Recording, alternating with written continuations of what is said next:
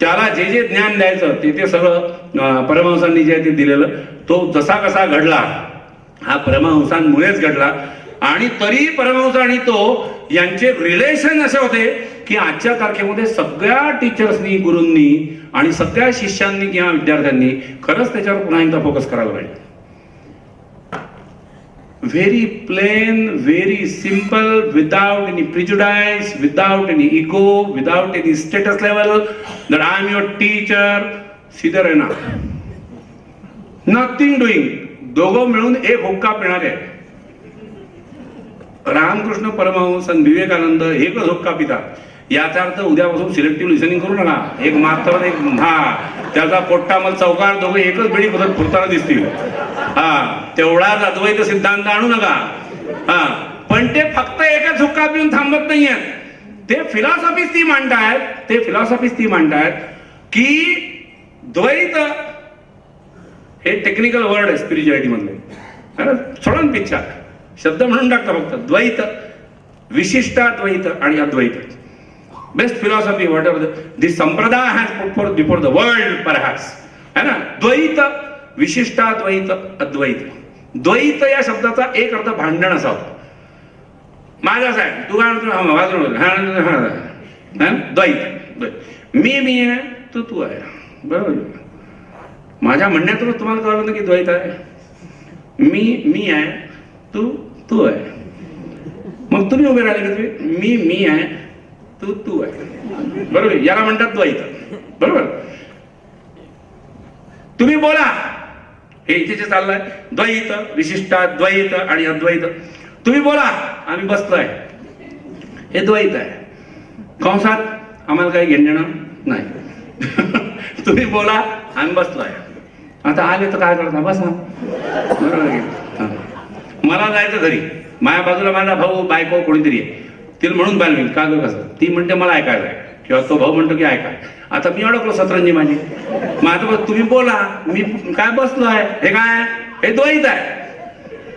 तुम्ही बोलताय आणि आम्ही ऐकतोय, हे विशिष्टाद्वैत आहे. तुम्ही बोलताय आणि आम्ही ऐकतोय, म्हणजे दोन ऍक्शन वेगवेगळे आहे आणि त्या एकाच वेळेला चालू आहे असं गृहीत आहे. कारण कान बंद करताय लोकांना. तुम्ही बोलताय आणि आम्ही ऐकतोय, याला विशिष्टाद्वैत म्हणतात. तिसरा, लास्ट, तुम्ही बोलता म्हणजेच आम्ही ऐकतोच आहे, अद्वैत. तू कि मैं, द्वैत. तू आणि मी, विशिष्ट अद्वैत. तू म्हणजेच मी, अद्वैत. कहां होगा अद्वैत, कहां होगा, कहीं पर भी हो सकता. हर बार जरूरी नहीं कि आपका रामकृष्ण परमहंस किंवा विवेकानंदांच्या त्याच्यात घुसायला लागेल. Absolutely not. हमारे घर पे भी कभी कभी अद्वैत होता, ज्यादातर बार द्वैत होता. और सोशल फंक्शन में जब हम रहते तो विशिष्टाद्वैत होता, क्योंकि उधर साथ में जाना पड़ता. समझ रहे, नहीं समझ रहे, क्या मजा आ रहा है यार. अरे रूटीन लाइफ से जुड़ा हुआ है यार फिलॉसॉफी सा, है की नाही.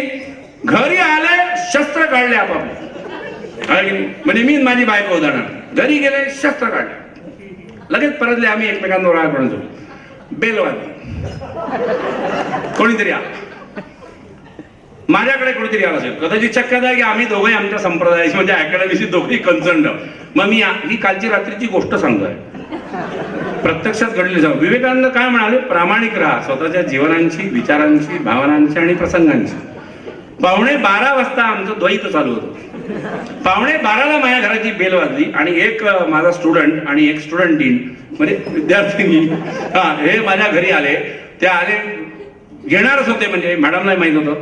ते आले, बसले, हॅलो हाय, कसं काय काय सर. ते मला माहित होतं तुम्ही बिझी आहात, पण मला अर्धा तास बोलायचं तुमच्यावर. ते लग्न करतायत म्हणून ते रात्री 11:15 वाजता ते ॲज इफ आमचा कन्सर्ट घ्याल किंवा आमच्या कानावर टाकायला. मी आत मंजूला आवाज, म्हणजे माझ्या बायकोला आवाज मारला. ती आली, ती जेव्हा बाहेर आली तेव्हा आम्ही लगेच विशिष्टाद्वैत फेज मध्ये गेलेलो. याचा अर्थ जरुरी नाही दरवेळेला की आम्ही द्वैत किंवा विशिष्टाद्वैतच असतो. कधी कधी अद्वैतही असतं, बरोबर नाही. आणि प्रत्येकाच असतं यार. आपको थोड़ी ना बताना पड़ेगा. मेरे से कुछ सीनियर लोग दिख रहे हैं मेरे को, है ना. मेरे लिए तो आप सभी रिस्पेक्टेबल हो, सभी, इररिस्पेक्टिव ऑफ एज, रिस्पेक्टिव भाई, इतना भी नहीं सीखा साला तो विवेकानंद गाय को पढ़ा रहे मैं, बरोबर की नाही? You are all respectable, every one is respectable for me. जगातली प्रत्येक गोष्ट माझ्यापेक्षा चांगली कोणीतरी करूच शकत असतं. वाक्य रिपीट करतोय, जगातली प्रत्येक गोष्ट माझ्यापेक्षा चांगली कोणीतरी करूच शकत असतं. मला असं वाटतं की प्रत्येक गोष्ट मीच चांगली करतो, हा मूर्ख माणूस असतो. हाँ, मेरे को भी बहुत बातें ऐसी होंगी जो मैं अच्छी तरीके से कर सकता हूं, बहुत बातें ऐसी होंगी जो मैं अच्छी तरीके से कर सकता हूं, मगर मेरे से और ज्यादा अच्छा करने वाला कोई तो होगा. So if at all I am not the best in the category, why bloody hell I am that overwhelming with my ego? And in spite of reading Vivekananda, होई नाही सकता ना. मग हे अद्वैत द्वैत जे हे असं चालतं. तुमच्या प्रत्येकाच्या आयुष्यात अद्वैत येऊन गेलेलं आहे. बहुतांश लोकांच्या आयुष्यात, काही काही लोकांच्या आयुष्यात यायचं आहे. ते 22-23 वर्षाच्या खालचे आहेत, लग्न झाली नाही त्यांची अजून, वेगळ्या भाषेत सांगतो, प्रेमात पडले नाही ते अजून. मी चांगल्या अर्थाने प्रेमात पडणे असं म्हणतोय, खरंच प्रेमात पडले नाही ते अजून. तुम दिन को अगर रात कहो रात कहेंगे, जो तुमको हो पसंद वही बात कहेंगे. हे जे वाक्य आहे हे दोन अँगलनी येतं. एक, अरे तू म्हणशील ते ना, का सिनेमाला चालता का, तू म्हणशील ते ना, हा आज जायचं नाही का, तू म्हणशील ते ना, बरोबर की नाही? आज जेवायचं आहे घरी, तू म्हणशील ते ना, की बाहेर जायचं आहे, तू म्हणशील ते ना. हळूहळू ही वाक्य बदलतात. तुम्ही स्वयंपाक करता की मी स्वयंपाक करू, तू म्हणशील ते ना.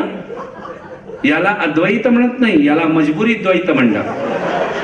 हा, सो परत जेव्हा समजलो, अरे पण कधीतरी सी नॉट फॉर एवरीवन, किसी के लिए तो ये फीलिंग तुमको होगा ना यार, कि मैं क्या तू क्या, है कि नहीं है? कभी किसी दोस्त के लिए, कभी तुम्हारे किसी भाई बहन के लिए. असं म्हणतो ना आपण की यार माझ्या घरी असा प्रॉब्लेम आहे, मी I just can't remain present, मेरा कोई ऑफिशियल वर्क है ना, I am entangled at that. तो दोस्त होगा ना, कोई आएगा ना, कंधे पे हाथ रख के बोलेगा ना, चिंता काय को करता है, तू नहीं है ना, मैं हूं ना. त्या फक्त मैं हूं ना मध्ये एवढा आहे अद्वैत, एवढं. That is not just a title of one film, मैं हूं ना. No no no no. आणि आपल्याला हे माहित असतं की तो दोस्त खरंच त्या क्वालिटीचा असेल, तर आपण निश्चिंत होऊन आपल्या याच्यावर जातो की येस मैं क्या आणि तू क्या, वही तो मैं बोल रहा हूं. मी म्हणजे तू आणि तू म्हणजे मी. हे अद्वैत येतं ना, हे अद्वैत येतं प्रसंगोपात. ते प्रॉंग नाही करतायत, ते टिकवून नाही ठेवतायत. आणि तिसरं, ते प्रत्येकाच्या बाबतीत नाही येत. आपल्यामध्ये विवेकानंदामध्ये, आपल्यामध्ये रामकृष्ण परमहंसांमध्ये परखतो. आपल्याला ते विशिष्ट लोकांच्या बाबतीत येतं. काही वेळेला तर असे असतं की ज्याच्याशी काम असतं ना आपल्याला, त्याच्या बाबतीत एकदम अद्वैत असतं. ऑफिसमध्ये गेलं ना, तुम बोलो वास काय को, क्योंकि तुम बॉस. हा, हे अद्वैत नाही आहे. हा, डोंट गेट कन्फ्युज. हे मी सांगितलं ना, हे मजबूर द्वैत आहे. हा, कॉलेजचे लोक, स्टुडंट लोक, सर येस सर, कोणत्याही government department sir, government department yes sir तरी म्हणतात. डिफेन्स मध्ये जा, तिथे येसही म्हणत नाही, सर. नंबर 1 1 2 सर, आय सांग सर, ऐकून घे, गरज नाही सर. चलो डिसिप्लिन का कुछ पार्ट हमें बात अलग है, प्रोटोकॉल की कुछ बात होगी, बात अलग है. मगर ये जो है, ये हर बार सिर्फ डिफेंस में थोड़ी ना होता, कितनी जगह होता है कि नहीं. बिना कुछ समझे मुंडी हिलाते रहते हम क्लास में बैठे किसी प्रोफेसर के सामने, जो प्रोफेसर है भी या नहीं भी अपने को मालूम नहीं, या अपने को मालूम है कि नहीं है ना, फिर भी 20 मार्क प्रॅक्टिकलचे 20 मार्क ढबलेले त्याच्या खाली. Yes sir, yes sir, yes sir. काय अद्वैत है. अरे पढ़ा रहा हूं मैं, पढ़ाया कुछ, पूछा is it clear, I think you have the doubt. ये टीचर है, मैंने फॉर्मेलिटी के तौर पे थोड़ी पूछा कि समझा क्या. मैं अगर अच्छा टीचर हूं तो जब मैं पूछ रहा हूं कि समझा क्या, so I am also roving my vision और साइट, है ना. मैं भी सबके तरफ देख रहा हूं, और स्टूडेंट्स के चेहरे के ऊपर से उसने बोलने के पहले अगर मेरे को समझा कि इसको नहीं समझा है, तो ही तो मैं टीचर हूं और वो स्टूडेंट है. अदरवाइज क्या है, हे घरी पण अद्वैत होतं की काही वेळेला. आपण काही न बोलता आपल्या नवऱ्याला, बायकोला, भावाला, बहिणीला, आईला, बाबांना, जे कोणाला कधी कधी त्यांना समजतं ना की काय बिघडलं आज, विचारतं ना कोणीतरी, ते अद्वैत आहे, पण ते टेम्पररी असतं. आपली भक्ती पण टेम्पररी असते. राजयोग, ज्ञानयोग, कर्मयोग. ज्ञानयोग इतकं कठीण याच्यात जाऊच ना, मी एका वाक्यात सांगतो फटकन 2 मिनिटात. चारी योग 2 मिनिटात, चारी योग. ज्ञानयोग इतकं नॉलेज गोळा करा, मग सांगितलं मी, इतकं नॉलेज गोळा करा की त्या नॉलेजच्या माध्यमातून कोणतीही शंका तुमच्या समोर आली त्याचं निरसन तुम्ही करूच शकाल. हा ज्ञानयोगी आहे. म्हणजे उदाहरणार्थ हा प्रोग्राम संपला, म्हणजे सध्या संपला नाही आहे, समजा संपला, तर आमच्या ऑर्गनायझर टीमला हे सगळं जे आहे हे सगळं बोरी विस्तर उतरवावं लागेल की नाही. मग आता काम तेच आहे, ईश्वर प्राप्ती हे ध्येय आहे. कळतं ना. हा पद्धती वेगवेगळ्या आहे. एक माणूस असा असाच, 2 माईक, 3 खुर्च्या, 4 खुर्च्या, सरस्वतीचा फोटो, मागचं पोस्टर काढा. ते विसरतात लोक. हा छोटे छोटे हे खालचं माझ्या पायाखालची आहेत, हे पाण्याचं टमरेल जे आहे बाटली जे काय असेल, हा समय त्याची माचीस. ज्ञानयोगी आहे. माचीस नाही सोडत तो. मेणबत्ती, मेमरी शार्प, ऑब्झर्वेशन दांड, माहिती फड फड फड फड फड फड फड, हे असं.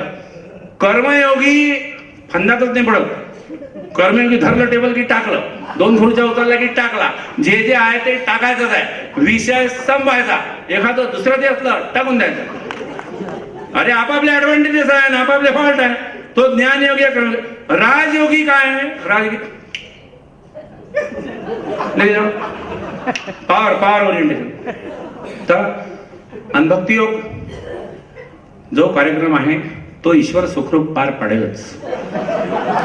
हे सामान जसं इथे आलं की ये क्या मैं लाया था, मैं कौन हूं, इस दुनिया में मैं क्या लेके आया था, यहाँ से क्या लेके जाना है, ये दुनिया तो ईश्वर चला रहा है, जो होगा वो बिल्कुल होगा, पक्का होगा, मेरी पूरी श्रद्धा है. हा माझ्या भोवतालच्या लोकांवर अमक्या टमक्या ढमक्या. काय झालं माहिती आहे, जसजसे आपण मॉडर्न होत गेलो, इंग्लिश एज्युकेशन चालू झालं, मला त्या मॅकॉले फॅकॉलेला बिलकुल शिव्या नाही घालायच्या. कारण मॅकॉलेला शिव्या घालणारे एक विशिष्ट संप्रदाय आहे, एक विशिष्ट इझम आहे. आणि मला असं वाटतं की मॅकॉलेनी इंग्लिश एज्युकेशन भारतात आणलं, त्यांनी आणलं याच्याकरता आपण शुक्रच मानायला पाहिजे त्याचा. त्यांनी कोणत्या इंटेन्शननी आणलं की भारतीयांना नोकर करून टाकायचं, गुलाम करून टाकायचं. ओके, 1947 नंतर मॅकॉल आहे का भारतात? तुमचं सरकार आहे की नहीं? मग तुम्ही का नहीं बदलू शकले ते सिस्टीम? यस और नो? 1835 में मैकॉले ने जो गलत सिस्टम इंडिया में लाया वो कैसे गलत है, हमको वो फॉलो नहीं करना चाहिए. ये जब हम 2019 में, 20 में या 2017 में, जाओ पीछे, 1985 में, 1965 में जब बात कर रहे हैं तेव्हा तो गवर्नमेंट आमची होती ना. I'm not going to be entering anywhere into the political decisions and government and how that runs by the miracle or by the grace of God or by ईश्वर आहे याच्यावर माझी श्रद्धा बसते. आपल्या सरकारकडे पाहिली, अरे अशी सरकार मिळूनही देश आपला जिवंत आहे. ईश्वर असला पाहिजे बाबा. आणि अशी सरकार मिळून आपण त्यांचं काही करत नाही तरीही आपण जिवंत आहोत. ईश्वर असला पाहिजे बाबा. याच्यावरून तर अस्तित्व आहे की नाही. मग हे 4 योग जे ना याच्यामध्ये काय झालं, नॉलेज का दायरा जैसे पड रहा ना. भक्ती योग म्हणजे डिपेंडन्सी ऑन द गॉड नाही, डिपेंडन्सी ऑन द समवन नाही. भक्ती योग हा या अँगलनी घेतला जातो, ज्या अँगलनी मी मगाशी सांगितला. भक्ती योग हा सरेंडरशिप आहे. भक्ती योग हा शरण्य भाव आहे. मी मगाशी म्हणतो तसं तू म्हणशील तसं, ऍज इफ मी तुला शरण आलोय, चांगल्या अर्थात. तो शरण्य भाव आहे. आणि शरण्य भाव भारतातून गायब झालेला, ऑलमोस्ट ऑल गायब झालेला आहे. खरा शरण्य भाव गायब झालेला आहे. आपण मंदिरात जातो, शुद्ध ईश्वर प्राप्ती वगैरे आपलं ध्येय नसतं. आपण गुरु करतो, ईश्वर प्राप्ती आपलं ध्येय नसतं. आपण मंदिरात जातो कारण शुद्ध विवेकानंदांच्या काय धाडसाने जर बोलायचं, आपण मंदिरात जातो कारण आपल्याला समस्या असतात. जेवढी समस्या मोठी तेवढं दैवत उच्च. हा तेवढ्या 4 प्रदक्षिणात जास्त, तेवढ्या प्रसादामध्ये अर्धा किलो पेढे जास्त, तेवढी हारामध्ये फुलं जास्त. Yes no? आणि ही असेल तर ही भक्ती नाहीच आहे यार. ही नाही. या मार्गाने तू ईश्वरापर्यंत सोड. हा त्याचा ईश्वराचा पिये कोणी असेल त्याच्यापर्यंतही पोहोचत नाही.